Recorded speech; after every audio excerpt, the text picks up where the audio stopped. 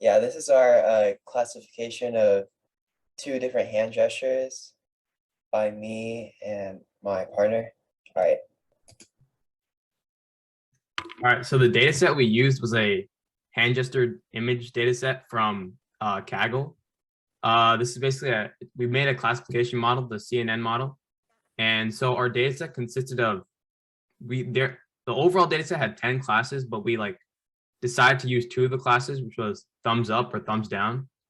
And this totaled in 200 images, half of which was like, and the other one was dislike or thumbs down. And from those 100 images, we made 75 of the images to training images and the other 25 for testing images.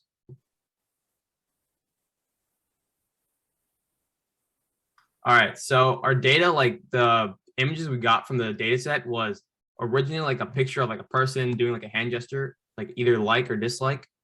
And to process the images or clean them up, we had to we were originally going to make a function to crop the images for the computer to do that and resize them to a specific shape. But this didn't work out as planned, so we had to manually crop all the 200 images. But then we resized them to a specific size, 32 by 32. So yeah. All right, I'll talk about the first baseline model we used. We used two different models. The first one was this one, and it started off with several rounds of convolutional layers to create a feature map and predict whether the features are classified as thumbs up or thumbs down, and then also some max pooling to downsample the images. And then after that, it flattens the image into a 1D array, and it has a few dense layers to find the result. And then we generated this model, this diagram with the visual Keras module. And here's another one from Keras as well. Okay. Oh wait, was it on the right slide?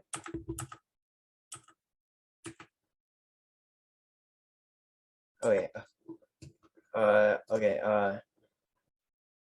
So the first model, we used two different types of data. First being the without the cropped images, and it was pretty terrible, the results we had. Ran it for about 50 epochs, and we got a test accuracy of 44%.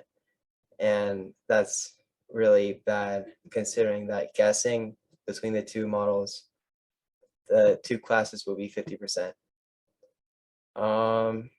So yeah, here's an example to the right of an image that's not cropped. And there's also some images seen before that had sometimes the thumb would just conserve just 10% of the image. So yeah, the second one we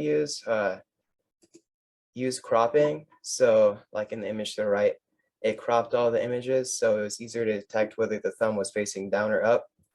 And so we tried automatically doing it, like my teammate said, with the JSON file that came with the data set. But some of the images were lost due to this, about 30%. So we decided to manually crop them instead, which took a while, but the results were better. So yeah, and then we achieved a test accuracy of 88%, which still isn't that great for two classes, but it's much better than 44. All right.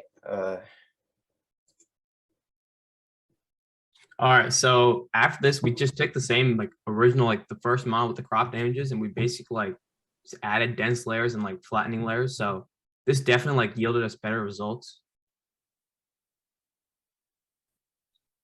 Yeah, so after doing this, adding more dense layers, it made it easier for the model to find the relationship between the data and give us more accurate results.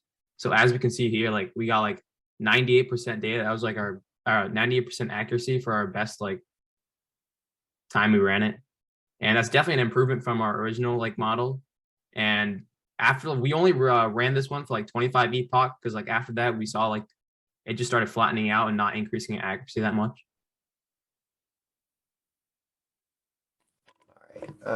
Okay, for our conclusion, our best model had an accuracy of 98%, which is pretty good.